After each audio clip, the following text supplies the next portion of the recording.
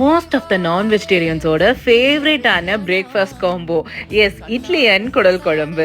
என்னோட ஃபேவரேட் கூட தான். இன்னைக்கு என்னோட ஸ்டைல் ஆஃப் குடல் குழம்பு எப்படி வைக்கிறதுன்னு பார்க்கலாமா? இதுக்கு போட வேண்டிய சாமான் எல்லாத்தையும் நான் நல்லா வதக்கி அப்புறம் அது ஒரு பேஸ்ட்டாக அரைச்சி தான் வைப்பேன். அதுவும் எங்கள் பாட்டி எல்லாம் இந்த குழம்பு வச்சாங்கன்னா இது எல்லாத்தையும் வதக்கி நல்லா ஆட்டாங்கல்ல ஆட்டி தான் வைப்பாங்க. அவ்வளோ டேஸ்ட்டாக இருக்கும். இந்த சாமான்லாம் நல்லா வறுக்கும் பொழுதே கிச்சனே அப்படியே மனமாக இருக்கும். ஸோ கண்டிப்பாக இந்த ஸ்டைல் நீங்கள் ட்ரை பண்ணி பாருங்கள். ஃபஸ்ட்டு சின்ன வெங்காயம் இஞ்சி பூண்டெல்லாம் வதக்கிட்டு மிளகா மல்லி கருவேப்பிலை சீரகம் மிளகு அப்புறம் இந்த கரம் மசாலா ஐட்டம் இது எல்லாத்தையும் நல்லா வதக்கிக்கோங்க.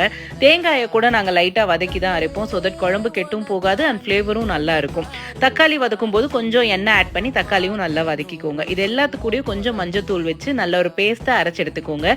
குடலை சுத்தமாக கழுகி இருக்கணும். அதுதான் முக்கியமான பார்ட் இந்த குழம்புல.